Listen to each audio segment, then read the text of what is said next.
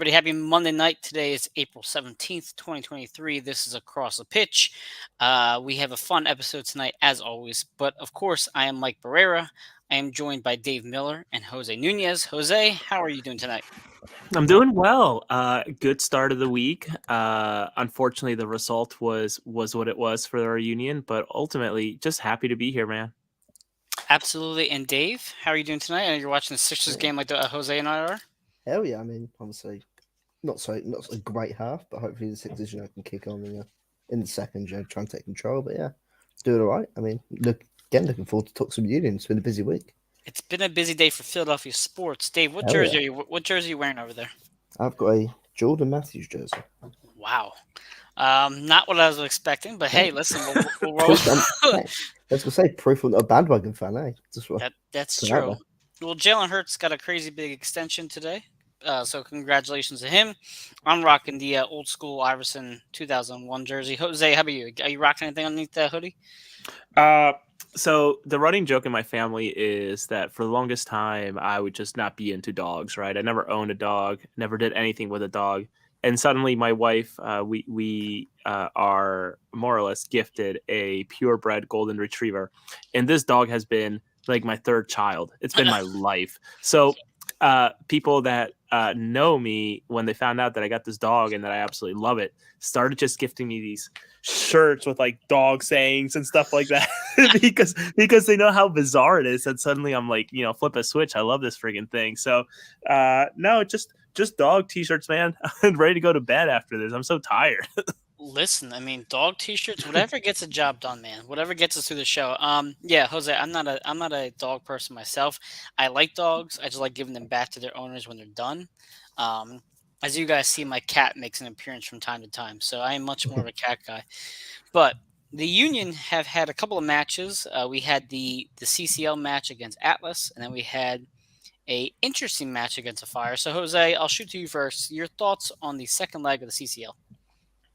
I say interesting so much during the podcast every single week, but this was genuinely one of the most interesting matches that I think I've ever watched of the Union. Falling back, coming back, falling back, and then coming back again, right? Is that how the game went, right? They came back twice, yeah. Yeah, it was unbelievable. I have not seen this fight from the Philadelphia Union all year. Granted, we're I guess at this point a quarter through the MLS season. Gotcha. Oh my gosh, yeah, Eric's good. Yeah, it was fun. And as I mentioned on Twitter, maybe I'm just kind of sad reading one of my own tweets, but like, was it pretty? Absolutely not. Was it fun? Absolutely. Was it worth staying up till midnight? Yes, it sure was, because we are now into the semifinals of the CONCACAF Champions League within reach. Granted, a tall task ahead against the LAFC, but within reach. And it boggled my mind when I thought about this. We could be going up against the Real Madrids of the world, the Manchester Cities of the world in the Club World Cup if we are somehow able to get this cup.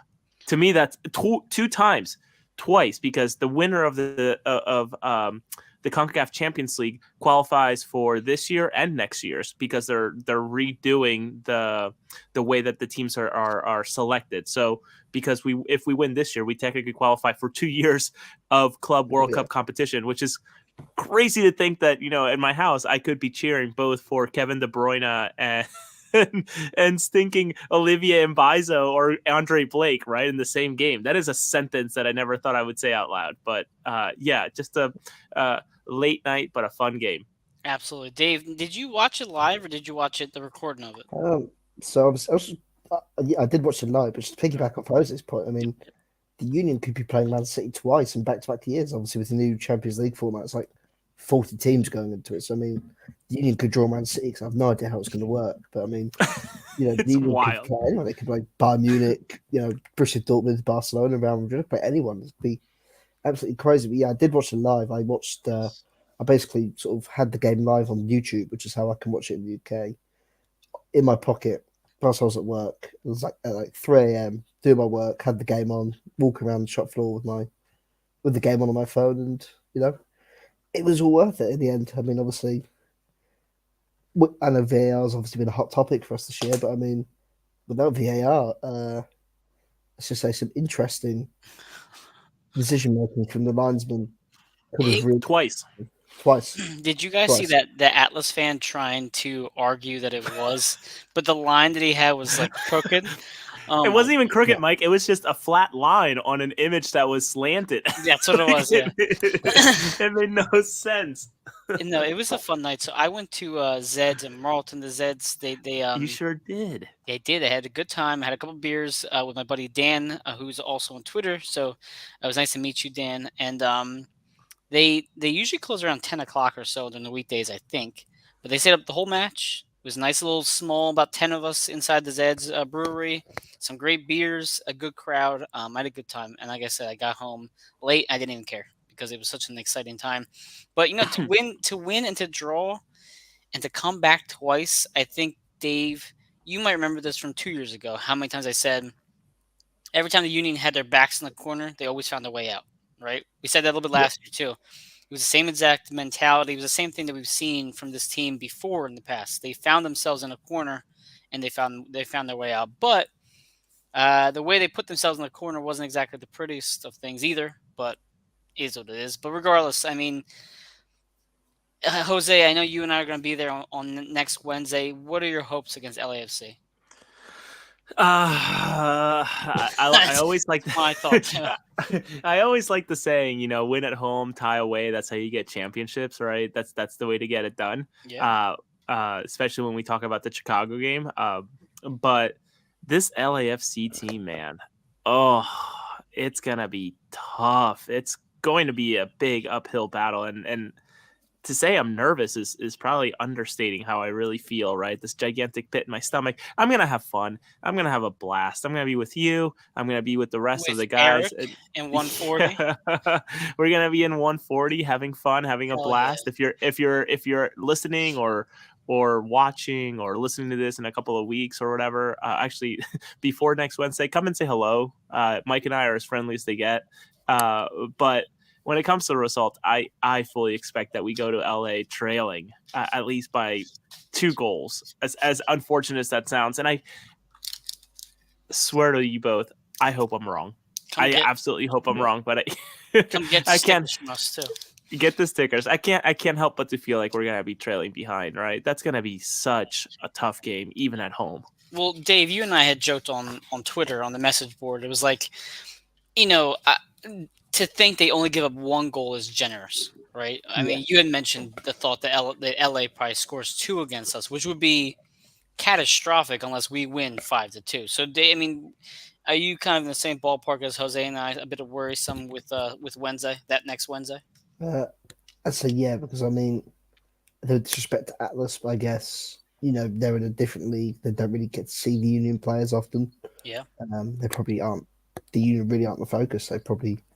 Again, they've only played this is the second time they've ever played that. So again, it might have come to a bit of an advantage for them. And again, the red card in the first leg completely killed the game for them. And the Union got away with it. It got away with it luckily again. And as we've seen throughout the season, they struggled to break down 10 men, and they got lucky in breaking down 10 men. At the fact the goalkeeper had a massive brain fart and decided to actually twat Carranza inside the box. My God, yeah, and of course, about that. And and again, you see the second leg, the game was always going to be stretched, it was always going to be open, and that's the way that the Union do excel, is when the game's stretched, because Atlas had to chase the game, and that worked in the Union's favour. And we saw the Union back to their better selves last year. Okay, perhaps a couple of maybe soft goals, a bit, open space around the penalty area, but I mean, they played so well in Atlas, and again, to then flip it to the first hour against Chicago, and you think. Especially the first hour. I mean, I don't know what happened after the penalty. Must have given them life, but it's just such a concern how you can go from up here, well, obviously, like so high, to then just so low in Chicago, where you don't even have a shot on target, didn't even have a sniff for an hour, and they look second best against a team that has struggled in MLS play for years now. The Union look second best, and a quick spurt in 5 minutes. Got them away with a point, but it easily could have been 3 or 4-0 down before that point. I want to bring up I'm going to was bring up gonna a couple. Oh, go ahead there. Finish up. say, I was going to say if they play like they did against Chicago in midweek, LAFC are killers. We've seen it this season. They score goals for fun. They're unbeaten, and they won't hold back. They won't let opportunities go begging. Like Chicago have done this year, like other teams have done against the Union. They will go for the kill, and as soon as they smell blood, it won't be 1-0, 2-0 after an hour. It'll be 3-0 at half time, and they're gonna have to be wary for that. Agreed. I'm going to put up a couple comments from Eric. So he says he's worried about the defense and UA, but the big question is if this is a series that finally gets a team to truly focus. Revenge can be a big motivator, which is a great point. Example, NYFC went 0-3 against the Union last year after the COVID ECF, which is great. I mean, yeah, if there was ever a game where this team does not need any motivation to get up for, it's LAFC, right? That is the ultimate motivation to be that close, to be 4 minutes from an MLS Cup and have it ripped away from you by Bale of all people. Should certainly motivate this team. But Dave, to your point about the two games, Chicago and the Atlas match, I'm gonna start with Atlas first. They did play much better, and the goals were something that I actually found to be promising for what we hoped this team would be. Especially, like, let's say for the second goal with Leon kind of finding Ua or Gazdag rather, and then finding Carranza. It was just something that we were expecting to see so often last year, and it just hasn't happened. Just that quick turnaround and you get a goal. But the lineup that we had against Chicago was just so exhausted. Like, they were visibly tired from Wednesday, which goes to your point. How can they go from playing that well on Wednesday to that poorly on Saturday? But at the same time, that has to go to Jim and his decision to put that same exact lineup basically on the field. I mean, Jose, what were your thoughts when you saw that lineup on Saturday? Jose? I'm here. Sorry. I thought I lost you. Okay, go ahead. I said, Yeah, I'm here. What are your thoughts on that lineup between Wednesday and Saturday? Yeah. We continue to, ring the bell or whatever, shout from the rooftops about the different players that we want to see. We continue to hear I hate to use the word excuse, the reasoning behind why players like Perea and Torres are not playing as much. People I think don't even bother asking about Bueno anymore, though the birthday boy did go in for 5 minutes. 10 minutes? 5 minutes, okay. Yeah. So it's hard for me to believe that a 35-year-old Alejandro Bedoya can motor the way he did 10 years ago today, because I think that's what Jim is more or less expecting from him, playing him every single week. And sure, I will never question his leadership. I will never question what he has done to help players come along. The Aronson brothers, the Mackenzies, the trustees of the world that have come and gone through our program, both from the youth level to the men's team to now abroad in Europe doing their thing. We'll never question that Alejandro Bedoya had something to do with that and teaching them how to be proper professionals. But to expect him to go out and continue to run nonstop for all of these games is kind of crazy to me. Never mind, and I know we've mentioned in the chat and we've mentioned it before on our show, failed to adapt this roster and going the extra mile, I would say, as a team to keep 92% of the minutes, right? Like, it's crazy to me that we went for this depth and we were just, expecting that was going to solve everything, and, not changing tactics, not changing anything was going to be okay, or get us good enough to be as good as last year. And I totally get that last year was probably, in all honesty, a bit of an anomaly, right? To be scoring that many goals. And how many games over 5 goals did we have? Like 4 or 5 last year? It was like 4 or 5, yeah. Yeah, that's unbelievable. That's Premier League stuff, right? The top 4 Premier League stuff, bullying, bottom 3 type of thing. That doesn't happen in the MLS, especially with the artificial parity of roster sizes and budgets, etc. So I don't know. We can continue to play this fiddle, beat this dead horse, but the rotation is not as heavy as I expected, to be completely honest. And players that typically motor look tired. Like, well, can I add to that too, Jose? The fact go ahead. Kai Wagner comes back in the CCO. We know he's nursing a hamstring injury. He does not play. He plays for 45 minutes. He gets hurt. He gets beat on that second goal, um, Badly. badly, which he does not do, No. and he gets taken out for Nathan Harriel. So on The Friday, Nathan Harriel plays in Chicago oh, and we're getting there. Don't worry. loses track of that damn runner. We're getting there. I'm getting there. So then you have Kai Wagner nursing a hamstring injury again. Damian Lowe still hasn't played since he's been hurt. And now Leon Flock has to get his hip injected Yeah. for something that happened in practice right before they played on the Chicago. So you've had Blake, Kai, Damian, and Leon all get hurt within the past 2 months. It's just a matter of when is Bedoya going to get hurt. To Eric's point, he mentioned in a comment, he's been such an integral part of this team since 2018, but it's like he's just not the same player he was a few months ago. Granted, I put out that tweet of him in the 60th minute, how important he was in the 60th minute to kind of force 2 turnovers and to kind of cross into Daniel. So does he still have his moments? Of course he does. It's not about Ali's ability anymore. It's just simply his body not being a robot and him needing a break. Jose, to your point as well, Jonathan Tannenwald mentioned as well in the press conference, Joaquin Torres has not played in, 3 matches, 4 matches? Someone had mentioned 5, and 5. frankly, I was just frantically typing and getting ready for Jim's answer, but someone mentioned 4 or 5 games, so it's been a minute. And Pereira hasn't played in 3. Now, I like the lineup they put in Mexico. I was fine with it. I thought it played well. Like Dave mentioned, I thought it was a good lineup. But then to use that same exact lineup again in Chicago after such an emotional outing, it's poor management when thinking about these players' longevity for the season. And the Matt Real situation with Nathan Harriel. So we looked at that goal that Chicago scored. Nathan Harriel just completely loses track of his man on the left-hand side. And we all questioned why Matt Real didn't get the start. So, Dave, what were your thoughts when you saw Nathan on the left compared to Matt Real? I think, obviously, just quickly go back to Eric's point about Bedoya. Yep, I mean, sure. You have to think. Remember last year? I think was it the hip injury, the bad hip injury. Oh my God, yeah, and he played the final right of the conference. Yeah, and he essentially kept about the title game and everything, the MS Cup final, and obviously he's been struggling with that. So it's interesting to see. But interesting, you probably have to imagine that is something that has possibly carried over, or he's not fully recovered from it. And this is no disrespect to Ali, but I mean, he's what's it called? Well, he's 35, 36. Your body, having played for, I imagine he's played at the top level for 18 years now. Your body doesn't recover like it did even 10 years ago when you're 25, or even like 5 years ago.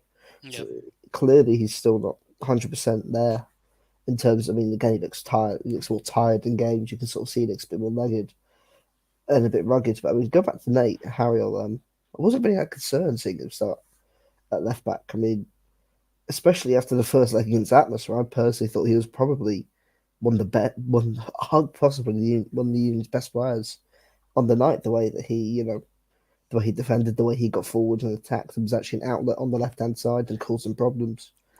So I wasn't that concerned, but yeah, it was poor defending for the first goal, sorry, where he, lost track of his man. He just let the guy sort of run off and score. The second goal, can't do anything about that. I mean, it's just wrong place, wrong time, really, isn't it? But yeah, again, I didn't really have an issue with Nate playing. I just had one of those nights where I had a bit of a shitter. But yeah, I just at this point, yes, I agree with you. Nathan played well and against Atlas at home, but Matt Real has played a little bit better. We've talked about how he's looked better on the left hand side, and you wonder why he doesn't get to start there. Just for familiarity, right? Nathan doesn't ever play on the left. He's playing on the left now twice. Why not just give Matt Real a chance? Which ended what they ended up doing later on in the game anyway. They took Olivier Mbaizo out, who also was dealing with an injury coming out of Atlas, and then they put Matt Real back on the left. So I don't know. I know Jim has alluded to, and Jose, you and I have agreed that we're not entirely believers in this, that maybe Pereira still has some improving to do. Torres, we're not really sure on. But I mean, how badly are they performing in practice that you can't even give him a chance in a game against the Chicago Fire when Shaqiri's not even playing because he was coming off an injury himself? Sorry to cut at that point. Yeah, go ahead. Did Jim actually want to sign any of these players? Did Jim actually want these players? That's a great question considering how little question. he's used them. And when he has used Andres Perea, he has been great. Man of the match, right? We continue to say that. Man of the match for both of the CCL matches that he played in. One as a substitute, right? Like, I don't know. I'm starting to think that there's more to it. I hate to speculate, but is he injured? Has he just not come out and said it?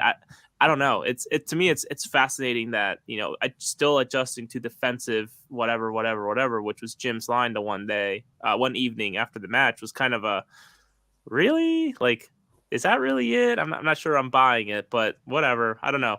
We'll see. Sorry to interrupt. No, it's fine. Listen, I think we're all a little bit puzzled by it by now. But one player that we're not really puzzled by is Quinn Sullivan. The kid has looked everything as we expected so far in the season. I talked to you guys about him in the Cincinnati match. I thought he played great against Cincinnati. And then he gets subbed onto the match right after the PK from Daniel and immediately makes an impact on the field. He does a good job controlling the ball on the left-hand side. His cross to Daniel was perfection. And then obviously it gets finished off by Julian, which I know, Jose, I'm sure you're happy about. So Quinn Sullivan, I mean, do you start? Is this him coming into his role now as Corey Burke, Jose? A little shorter than Corey, a little bit. But what was really interesting and also not surprising was just the heaps of praise that Jim bestowed upon Quinn. Right at the press conference, he was very, very quick to share about how happy he is with Quinn. Obviously, today's performance. Or I should say the Chicago Knights performance. He was really the spark that had the team going. His substitution changed the game. So, yeah, maybe this is his turning point, right? Maybe this is where he becomes the number 3 striker when Ua has to, which we had a 90th minute Ua appearance.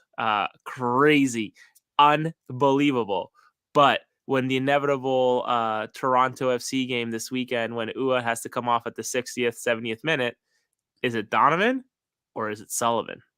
I think it's Sullivan now. You're assuming that Ua starts on Saturday. I am very much assuming that Ua starts, though, considering how much we paid and pay him, I would expect him to play.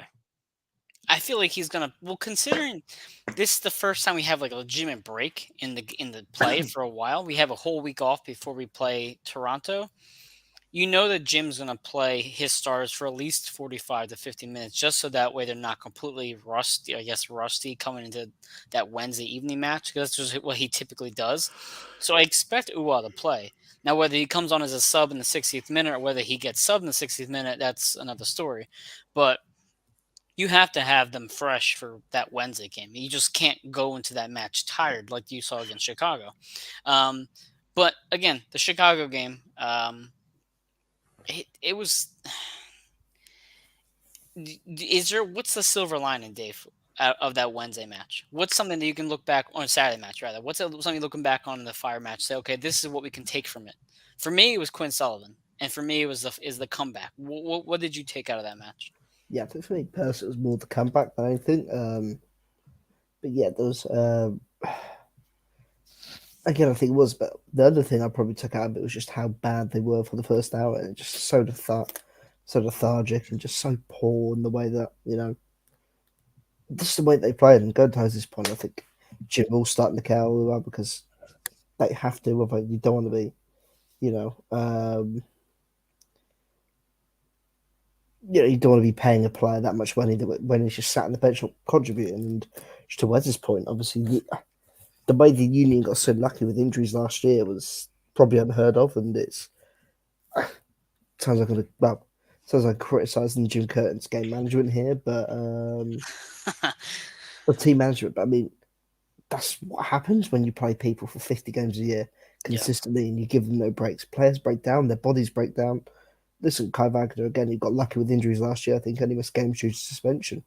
But I mean, this one, you play 40 games, non-stop rest for the entire season after season. You are going to get injured at some point. Something is going to break down.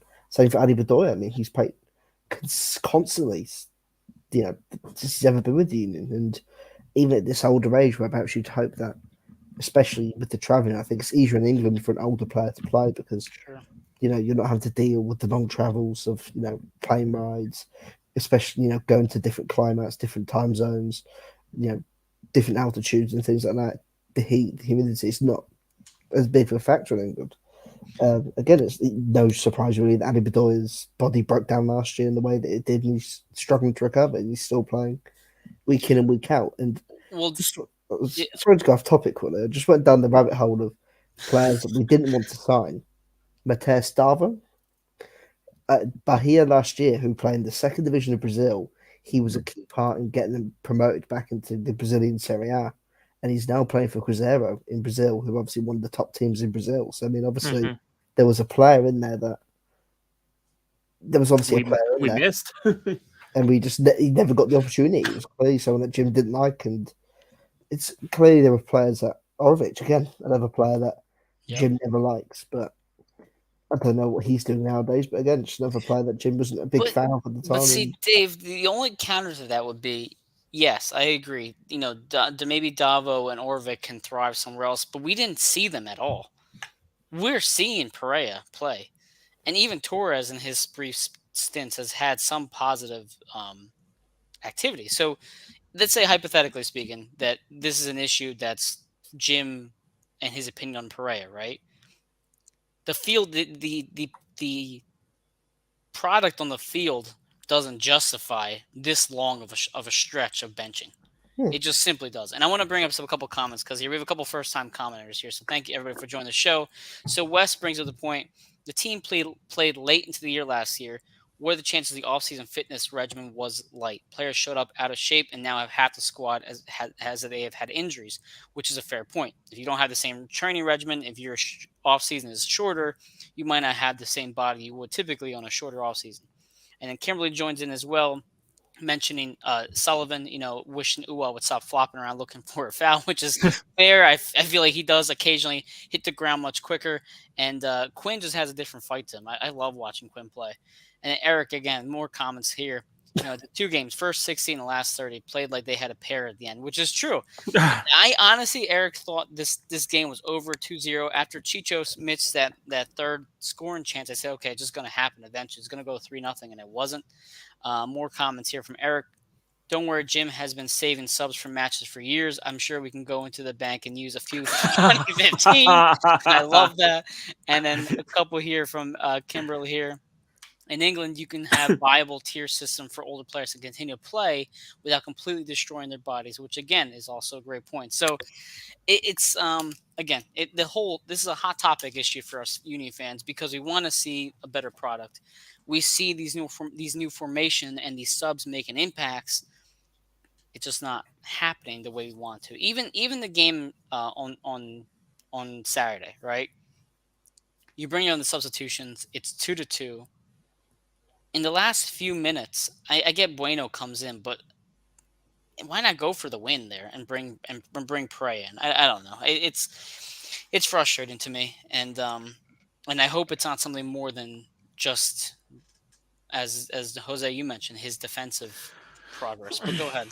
Yeah, I mean, we always go back to or some food for thought. I always go back to the whole win at home, tie away, and sneak away from away games with a win here and there. But with the way that we've started a quarter through the season, I don't think people are realizing that we are a quarter through the MLF season at this point. Yeah, there's no if things are not jiving right now, that's okay, I guess, for some, but it could be us seeing what maybe things look like halfway, 3/4 of the way, and before we know it, it's too late to course correct. And sure, are all the eggs in the basket of the CCL right now? I would hope so. Yeah. I think all 3 of us would hope so, considering how easy it is to make the playoffs this year with the new format, and the fact that maybe it's actually 100% the American mindset.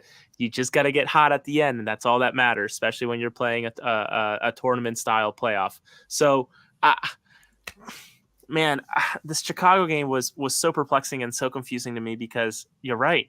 why not go for it? But then I took a step back or scooted back in my chair and I thought, Jim's probably just thinking about the Champions League at this point, despite having a Toronto game between games, right? Like I'm really curious to see what we put out there. And you made me start thinking about this.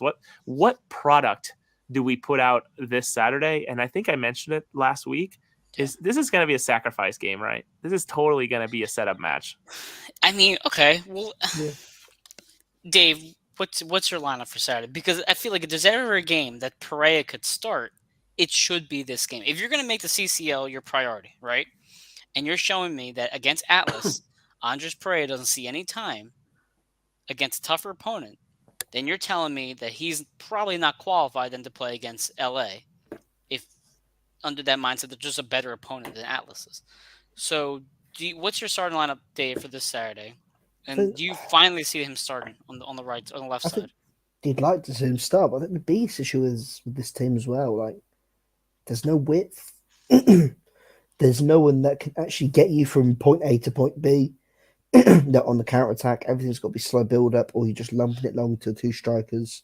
Yeah, and as we keep saying, like, teams are playing a different way against the Union now. They're not going balls to the wall, pushing men forwards, and leaving the Union gaps, which we saw against Atlas, which was obviously they had to go for it. So they were leaving gaps in behind, which again allowed Leon to make the pass to Bukelua and Laudua to get in behind and things such as that. That space isn't there now. Teams have sussed up how the Union play. right. And the Union, you need a plan B, whether it's you play with some width and play with wingers, which I've been calling out for about 3 years now. If it's not working with the diamond, if playing so narrow and relying upon your fullbacks as your creative outlet isn't working, get someone out wide who can take point A from point A to point B. And obviously, I feel like, again, we were excited for Joaquin Torres to come in, but I still don't think he's that player, that can a quick fire, rapid player that can literally take you up the field when you need it. And again, I can't see Jim differing away from Diamond.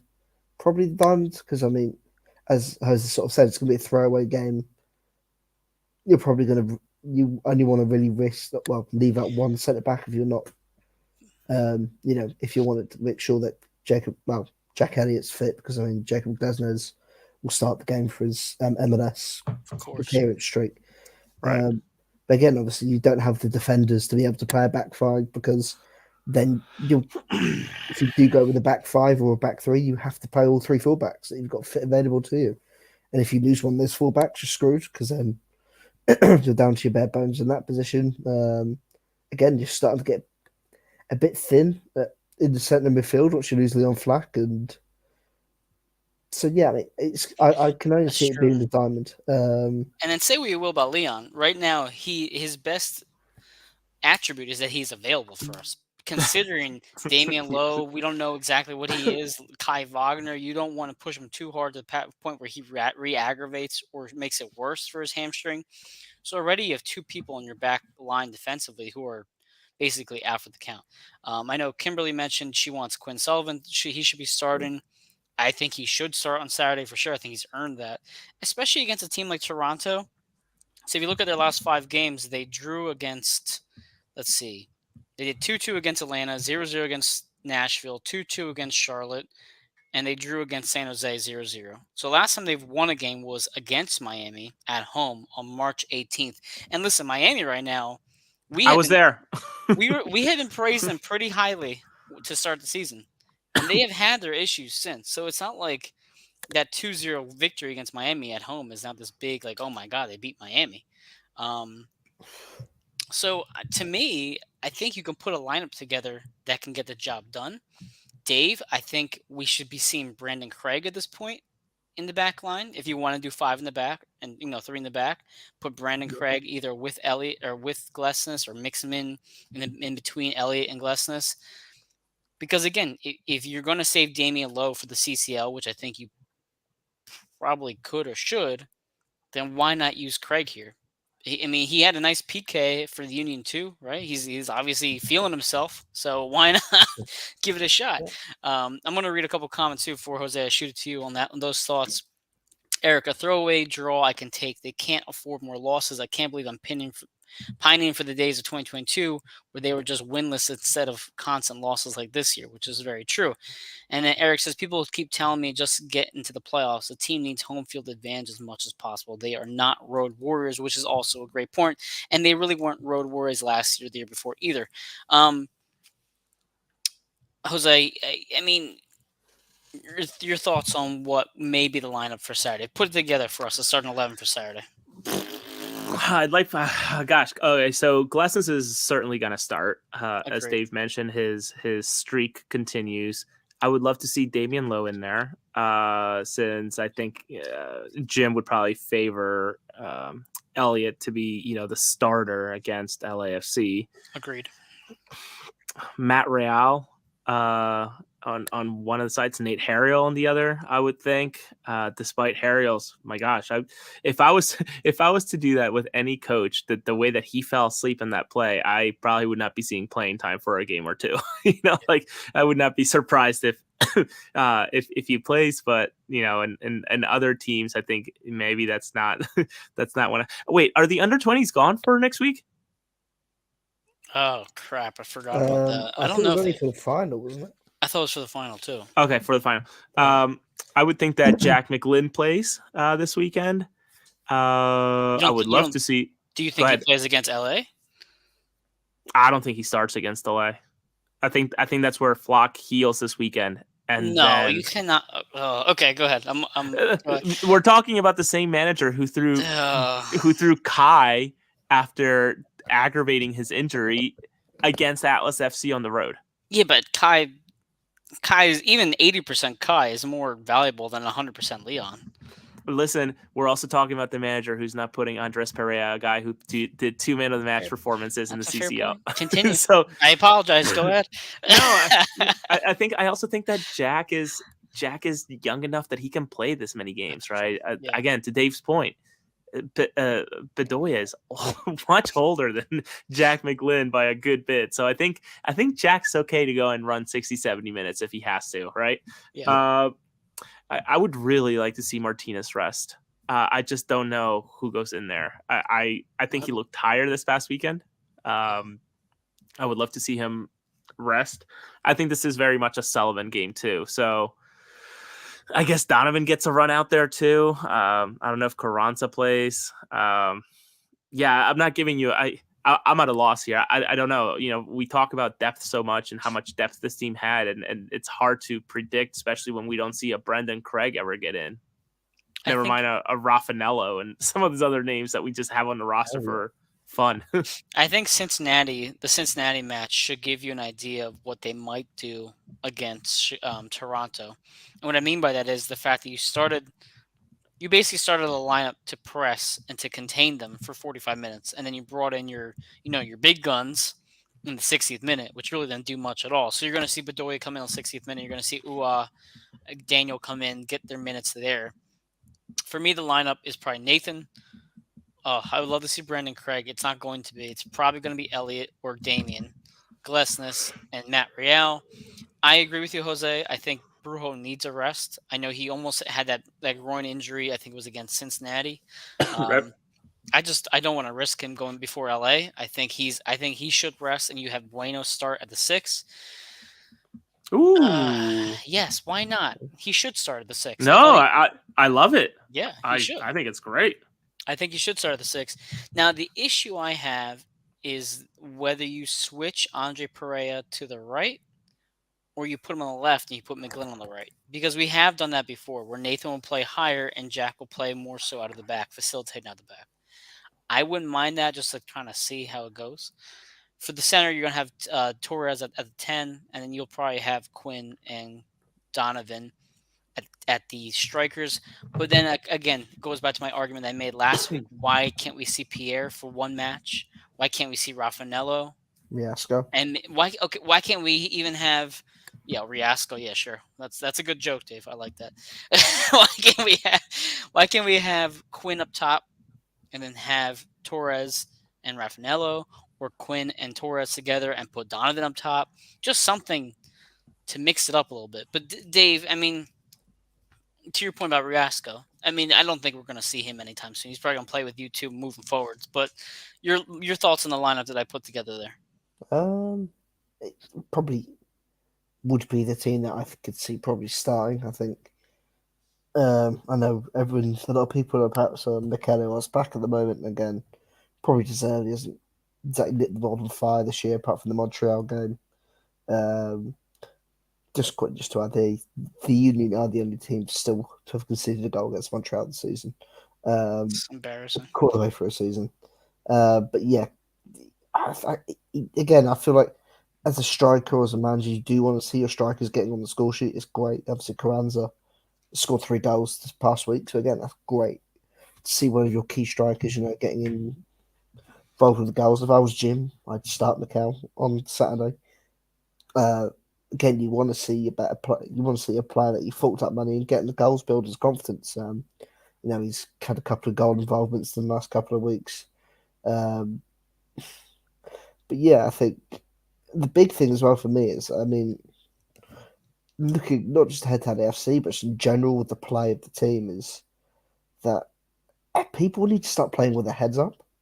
They need to start looking at the field when they're running with the ball. Like I saw it a few times on Saturday. Like that's what I was talking about. Come out again. You do see it a lot with these other players. Like Torres does it quite often, where he won't look up and try, spread the ball. Like when Union do have overloads and they've got 3-on-2s. I think they had one that really stuck out to me was on the Carranza one you're talking the about. Carranza. He literally just ran with his head down, and he had Gazdag over 3 to his left. Ua was in through and goal on his right, and just ran and ran and ran until he got tackled. And I think this team again, Jim will say it's a lack of confidence, but it's just the basics of football. Gazdag does it so consistently where he's running towards his right, he doesn't get his head up, and he turns back around and passes backwards. And again, I think Torres has done it a few times. Torres will try and beat a player and really should be distributed out wide. But I'm hoping, again, I think you have to start Ua. I think, he's Ua and Sullivan up front. It might be the popular option. Well, probably would be, because you have to start Chris Donovan. But I would go Ua. You want to get your strikers confidence. You want to get goals, and you want them to actually get ticking and find some momentum and, get into a rhythm. Well, then wouldn't the argument be to start Carranza too? Because Carranza scored 3 goals in the last 2 games. Wouldn't you want him to stay hot? Well, I guess Carranza's in that form, and you don't. Carranza's in that form, so I guess you won't. Do you know what I mean? I can't see Carranza starting him purely because, again, he's scoring goals, he's been involved, whereas Bacado has been a bit more cold, he's not contributing as much. Yeah. So, again, you want to try and get him involved, and I guess the absolute murder or the absolute mayhem, social media will be online if Jim starts Carranza and he gets injured on Saturday night will be chaos. I mean, I would probably sit Carranza and only use him if the Union do need to go, which would probably be likely the way they're playing at home at the moment. Well, Eric's point is, Ua is scoring, and as we said earlier in the season, before the season started, we thought Ua was going to have the breakout year this season, but he hasn't. And according to Eric's point, he's the one who should be taking that step forward this year, and he's not. The Gazdag growth. The Gazdag effect, yes. He should have had that. I do think Ua has been extremely close to having some of these goals. He almost had 2 goals against Atlas in Mexico, if I remember correctly. He had that one that was just barely taken off the line from him by the defender. So I don't want to say that Ua isn't at least knocking on the door, but it's certainly not enough bursting through the door as we expected from him. But Dave, I know I get what you're saying with the strikers and how they should start. But if you risk injury, it will certainly bite you against LA. So with that said, go ahead, Jose. Do you think that Jim, if he's not asking, let's call it the more senior players, the Martinez's of the world, or even the Bedoyas of the world, do you think he even asks them? Does he even ask them to come to the stadium? Like, does he ask them to dress? Like, I don't even know if I would include him in the 18 for the day. Just give him time off. You know what I mean? Like going out there and jogging around for a little bit pregame, and I can guarantee you that Alejandro Bedoya is not doing the postgame suicide sprints that some of the players do if they're not featured in the match. Dave, you know fully what I'm talking about with the suicide sprints that they do after the matches. So I can't imagine I can't imagine Alejandro Bedoya is out there doing those at this age. So why even just take a weekend off? Like, just if you're gonna give rest, just give rest. And Mike, I see you thinking. I see the brain moving there of like, well, should bring the guys in at the 60th, 70th minute, just like Cincinnati. Especially if it's 0-0, go for it. I get that, but again, if we're putting all the eggs on that LAFC basket, it's the rest game right now. I agree with you. I don't want to see them at all. I don't want to see Gazdag, and I mean, I kind of want to see Carranza for a bit just to keep him in that form. But again, for me, an injury right now is the last thing you need. It's just simple as that. And Toronto, who hasn't won a game in nearly a month, is going to be chomping at the bit to steal one in Super Park, a place that we used to think was a fortress, and then now is not so much. Made out of toothpicks now. As you said, made out of toothpicks. So, go ahead. So I got to this point. I mean, yeah. Why would you think that Ali will be doing the warm down after the game? He'll be sitting there in the locker room recovering after playing the full 90 minutes and getting ready to. Maybe sat in Jim's office preparing the game plan for the. I don't know how he does it, guys. I don't know how Bedoya does it. It's very impressive that he can go out there and play as many minutes as he is. But again, we just don't want to see him. This is not a knock on his ability. This is simply it's not. Us wanting him to make it to October, and it's only April 17th right now. So anyway, guys, we're running about 45 minutes of the show. I know typically we do a score prediction and game prediction for Saturday, which I feel like is harder this week than it has been recently. Although, Jose, to our credit, right? If you guys follow us each week, especially on Twitter and TikTok, you know that we do a weekly Bet the Boys in Blue show where we kind of make some predictions. We've hit 6 of the 8 weeks. One of us has hit on something in 6 of the 8 weeks. So tip our hat off to you guys for contributing each week to our bets. So, Jose, I'm going to go to you first. Score prediction, goal scoring prediction for Saturday against Toronto. I think that honestly, after seeing what the let's just call it Union 2 did against Cincinnati and keeping them at bay for as long as they did, and it took some weird it took actually a really, really weird penalty kick call and disaster refereeing that came about for Cincinnati to win off of. I can see us actually sneaking a 1-0 win, especially against a Toronto team that's having a rough season. And I think this is the game, guys. I think this is Quinn Sullivan. Yes. No, Quinn Sullivan scores his goal. He's going to start. He's going to score. Everybody's going to cheer. Everybody's going to be happy. He's going to do it at home. Mom and dad will probably be there. Little brother watching as well. Mm-hmm. So I think a 1-0 Union win against are they Italian-less right now? Are all three of theirs injured? I have to look that up, but I know that they've had an atrocious record of injuries with their superstars right now. Fair enough. And Jose, to your point, last week you said Gazdag was going to score on a PK, which he did. The biggest concern I have for me is that Daniel has not scored an open play in quite some time. So these PKs are nice. They're great, but this is the only way he's scoring goals. I have a bigger concern with that. Dave, same question. What's your score prediction and goal scoring prediction for Saturday night? Well, I mean, obviously looking at Toronto's record this year, clearly the draw specialists of the MLS. Yes. They're the Nashville of 2021. Yeah. Well, they love a draw, clearly. So draw. I won't need to do any goal score predictions because I can see this ending 0-0. Whoa, 0-0 draw at home against Toronto's whatever lineup they have in our makeshift lineup. No, Jose, you stole my goal score prediction. I do think Quinn Sullivan's going to score. I think he's been playing very well lately. And I do think extended minutes will get him that goal. The issue I have is who is around him to score that goal. That is a problem I have, whether they have the team and build up available to get him the ball into the net. But I do think Quinn Sullivan scores. So I'm going to put that as well. Unfortunately, I struggle to think this team has a shutout. I don't know why. I just do. They have not convinced me that they can keep anyone out of the net, especially in the first half. We've seen everybody score in the first half except Cincinnati, right? We've played eight games this year. I think every single team has scored against us in the first half except Cincinnati. I'm trying to wrap my head around that thought, but I think you're right. That is not I'm going to good. say that again. In the 8 weeks we played, every team has scored in the first half against us except Cincinnati. That is scary to say out loud. If I'm missing one team, I apologize to them, but Sporting Kansas City ties 0-0. that's what it was. So 6 of the 8 weeks, to Kansas City. So that makes me feel like no matter who Toronto puts out, they're going to find a way to score within the first 20 minutes, which then is going to make us having to chase the game. So I agree with you, Dave. I do think it's a draw. I think it's a 1-1 draw, though. So I'm going to go 1-1 draw at home. Quinn Sullivan does get the goal. It's going to have to be a come-from-behind win because that's how their union are playing.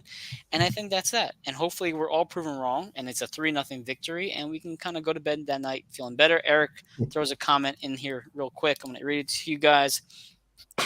No worries from Posidelphines. That's right. That's how we are. And Toronto plays 11 in the back and wins 1-0. Just going to park the bus, which actually, you know what, might not be the worst idea for them to do. So that is Across the Pitch tonight. I know I have to read the sponsors, Jose. I just remembered. So give me 1 second here. Let me pull up our sponsors, and then we'll sign off with our final thoughts. We have check out Statement Games at statementgames.com for a fun new way to fantasy sports entertainment. You can win gift cards and prizes. It's free to sign up at statementgames.com. Doan Distillery at the Trolley Barn Public Market in Quakertown. Go to doandistillery.com to check out their new wide variety of spirits and drinks. You have Vinny's Pizza and Restaurant in Allentown, PA. Discover a new favorite by trying their pizzas and so much more. Check out their website at vinnyspizzarestaurant.com. You have Stuffed the Grills, 6750 Iroquois Trail, number 5 in Allentown. They are also at stuffthegrills.com. You have homemade hot and cold sandwiches, salads, appetizers, baked goods available for any event. And, of course, Across the Pitch gear and all AAT Sports Network gear at the AATSportsNetwork.com/shop. That is Across the Pitch tonight, gentlemen. Jose, final thoughts before we sign off. I should be at the park on Saturday, trying to figure that out. So I should be there. Come and say hi. Section 140 as always, loud and proud. We'll see what happens. Eager to talk with both of you on Monday as we prepare for Wednesday. That's going to be a big decider of how the rest of the year goes, I think, unfortunately. I do too. Dave, final thoughts? Again, I think it's just going to be interesting to see how this game goes on Saturday. I think, again, not just the lineup, but the way that they perform. Because I think that there is a point to prove. I think the way that they have been so toothless at Subaru Park this year has been frustrating, to say the least. I think, again, they need to show. It's interesting. I'm hoping that they can show something. Maybe a couple of goals, being more aggressive. Because I remember being Mike sitting here 2 years ago, moaning on the podcast, being like, people just need to take risks. We're getting these positions, but people aren't shooting. They're not having a go. They're getting great positions, but people aren't taking these risks. Now we're not even getting in the positions that we were in 2 years ago. It's now the team. People need to start to step up and to really take things by a stranglehold to become a hero. Players like Torres and Pereira. This is the opportunity to try and grab the game by the stranglehold. Obviously, if they are to start, scoring the winning goal, getting a couple of assists or something, trying to, potentially force Jim Curtin's hand. I'm hoping that this Saturday could be, perhaps a catalyst or a spark that can, kickstart the season. I agree. I'm going to be optimistic. We've played a lot of soccer lately. There's been dealing with injuries, a lot of travel. As we saw in 2021, the CCL does have an effect on the MLS season. We saw with Seattle last year. They go out and win the whole damn thing, but they can't even make the playoffs, or I think they barely missed it. So it certainly has an effect. So I'm trying to be optimistic in that regard. I'm also trying to look at the recent games we played in. At home against Atlas, I thought we played better. Away at Atlas, I thought we played better.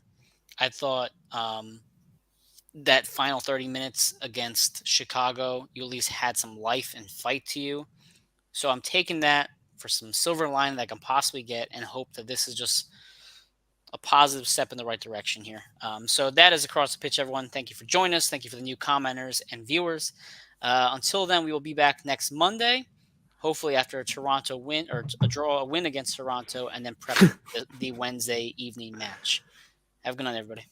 Thank you for commenting, guys. Thank you so much for joining us. This was awesome. So thankful. Loved it. Make sure you're back next week. Obviously, hopefully we can be a bit more bright as opposed to frustrated. Yes, after- we're not after a always this fortunate doom draw. and gloom, right? Yeah. I feel like we've been venting a lot lately, and Yeah. but then, you know what? Listen, when they win like crazy, there's also nothing to talk about either. So it's Yeah. kind of a good conversation.